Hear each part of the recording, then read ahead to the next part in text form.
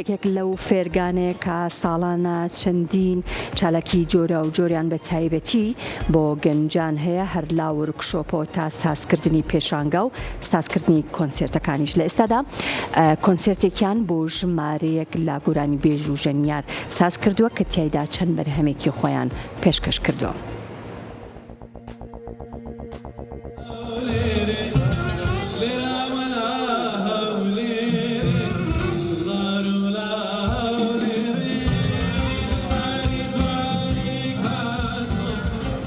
فێرگەی فێرمینگ بۆ وێنەی ڕۆژنامەوانی کۆنسێرتێکی گۆرانی بۆ ژمارەیەک ژەنیاری گەنج ساز کرد. لە کۆنسێرتەکە زێروان هەرکی، محەممەد ئارام، ڕەنج سلێمان و ئەحمەد دڵدار چەندین پارچە مۆسیقا و گۆرانیان پێشکەش کرد. کۆنسێرتەکە لە چوارچێوەی پرۆژێکی پەیمانگەی گۆتەی ئەڵمانی بە هەماهەنگی سێڤ گالەری و فێرگەی فێرمینگ بۆ وێنەی ڕۆژنامەوانی سازکرا بوو.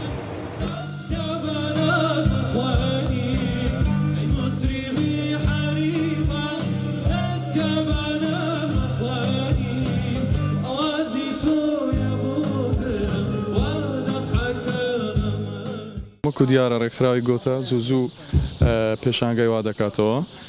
منیش وەکو گۆرانی بێژ و عازف گیتار لەگەڵ تیمەکەم لە زۆربەی چاڵکیەکانیان بەشدارم. ئەمڕۆژ پرۆژەیەکی جوان هەیە لە خوارەوە پێشانگایەک هەیە. دوای پێشانگاکە تیمی ئێمە گۆرانی میوزیک پێشکەش دەکەن. ئێمە چوار هاوڕێین قوتابی کۆلێژی هونەرە جوانەکانین. هەندێک گۆرانیمان حازر کردووە، گۆرانی فۆلکلۆری کوردی و هەندێک گۆرانی بیانیشن.